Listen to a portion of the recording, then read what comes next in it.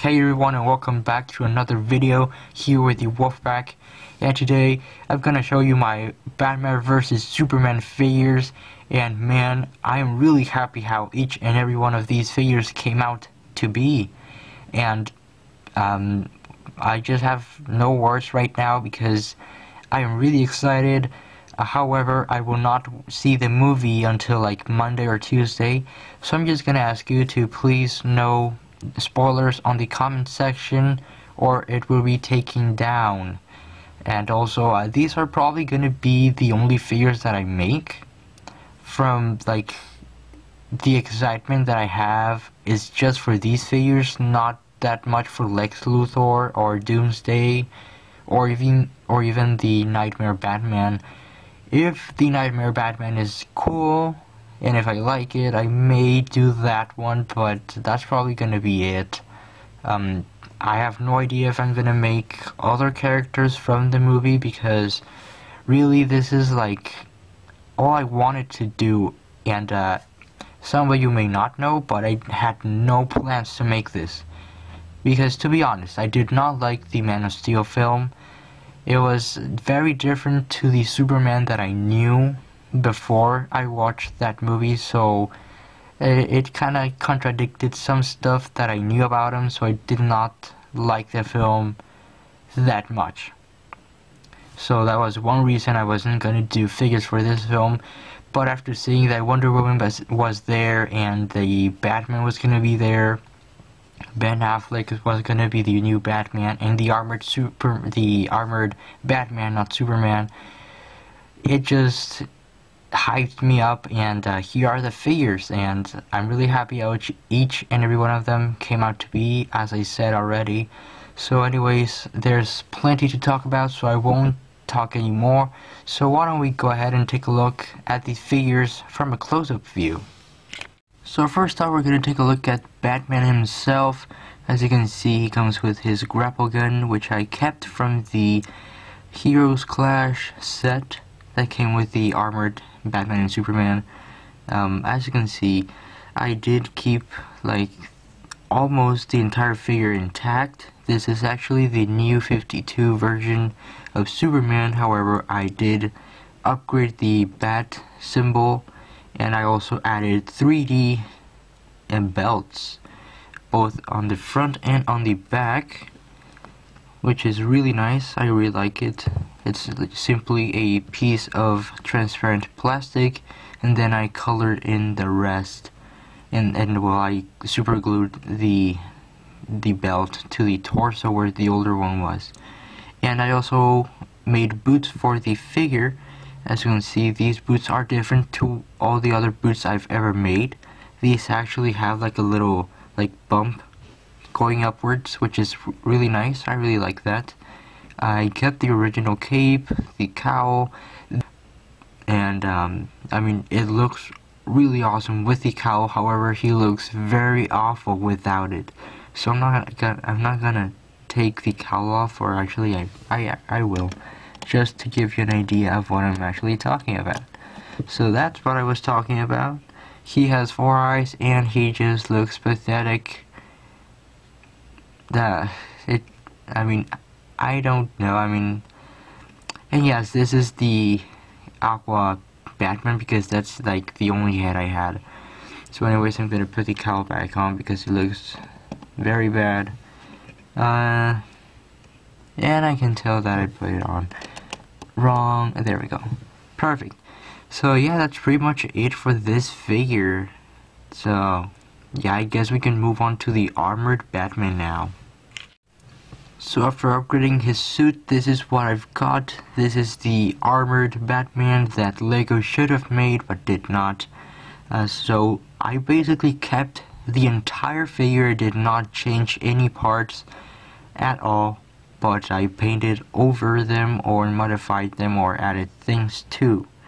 So as you can see, the first upgrades that you can probably notice is the 2 belts, the one running across his chest and the one running across his waist. Now, Lego did an amazing job on this figure, don't get me wrong. They did an amazing job on the armor mold, and the printing was amazing. under the torso. However, that's the problem. They did an amazing printing job on the torso, and then they made the armor mold, which was really awesome. However, it was not as accurate as I would have liked.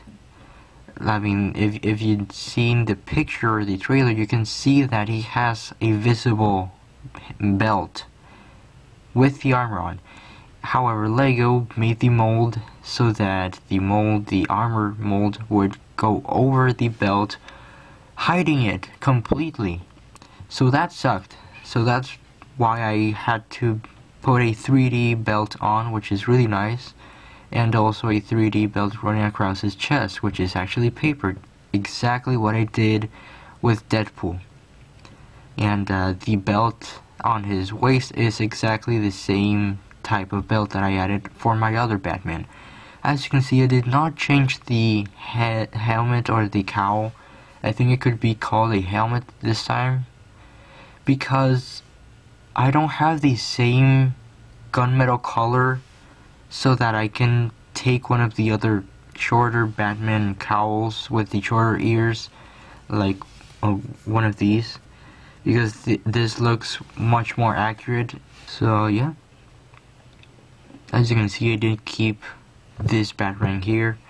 And one of the coolest things that I added to this figure was this mega gun or carbine gun that I get from Brickforge.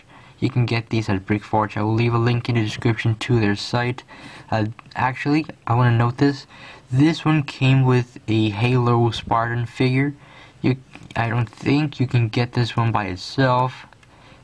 The Halo Spartan guy costs about $6, maybe $4 if you get it for sale. But it's a really nice gun, and I mean, I saw that the armored Batman came with a sticky gun rifle thing, and I did not have anything that looked like that. So I went through my brick arms and Brickforge stuff, which I have a lot. I probably should do a video on that.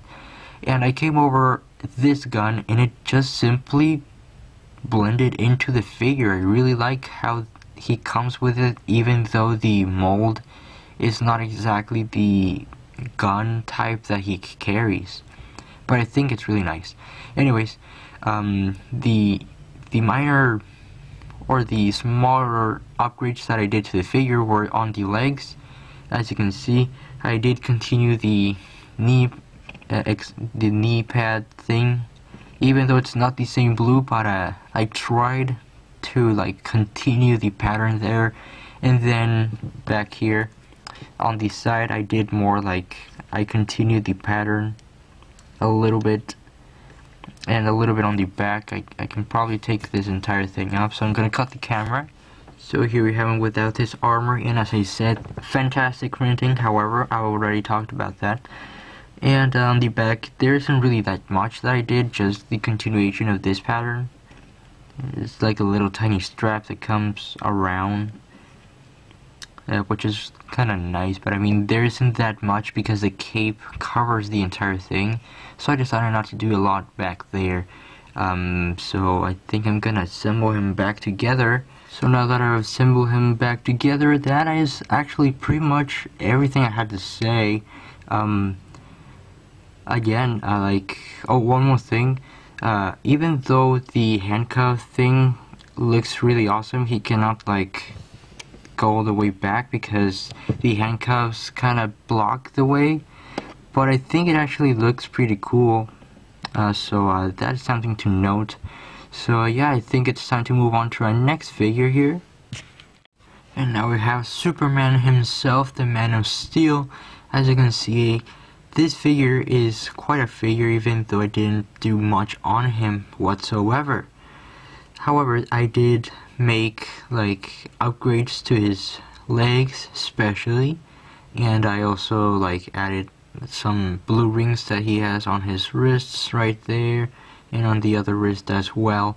However, the main thing that I did to him again are the legs, including the hips. As you can see, I did add like little stripes that he has on each end of his hips, and also some stripes that he has running down his legs down to his boots, and I also added like V-shaped boots because I saw that he has something similar to V-shaped boots, so I decided to add that, and I think it looks very awesome. So I think it complements the figure very well. This is how Superman should have looked. This is how Superman should have been made by Lego. So the Lego set that I got had Superman with some smiley face. However, I don't really see Superman with a smiley face all the time. I mean, he's more serious, so I decided to swap the head for a clone trooper head from Star Wars. I don't know if you've noticed that, but this is actually a clone trooper head or stormtrooper head that we've got for the past couple of years on every single clone trooper and stormtrooper. Yeah, I had one extra and I thought that, well, first time that I use a clone trooper head for a different figure from another universe. However, this face does not come with the red eyes, so that's kind of a bummer. So I'm gonna try and get another Superman head for later, or maybe just keep him like this because he looks very good with him, I think. So there isn't really much on the back. I kept the entire thing intact, other than doing like the boots all around. All my figures have boots running around the legs. So this is pretty much it for the Man of Steel. I did notice that he does have a different hair from the trailer, but I think he looks okay with it. I didn't sand it down or anything like some other people did, because this is like the only hairpiece that I have and I don't want to ruin it, so I decided to keep that there. So anyways, that's pretty much it for Superman, surprisingly. So let's move on to our last figure then. And here we have the last and final, but absolutely not least, figure from the entire showcase. This is also my favorite figure and the hardest figure of them all. And let me tell you guys, I am really extremely happy how this figure came out. It's one of my best artworks, if you let me say so myself. And I mean, there's a story behind this figure actually, so I mean, not that dramatic, but there is like a ton of stuff that I did to this figure. Like, the hairpiece is actually the original Lego Wonder Woman hairpiece. All I did was cut out the crown and then paint the entire thing dark brown and just go with it, because I did notice that she has a tiara on her or something like that on her forehead instead of on her hair. So that happened, but it's pretty much the same hairpiece for the original Wonder Woman. It's black inside, and it just works good on her.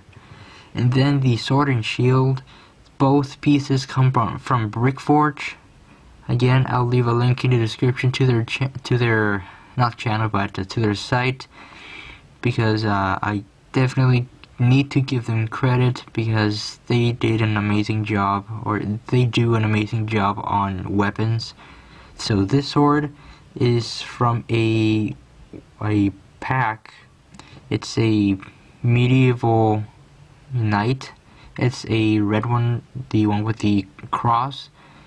You can get that one for about $6, and then the shield was about $1 or so.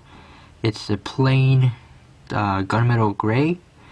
It's also like a very ugly color, but it works perfectly for the shield.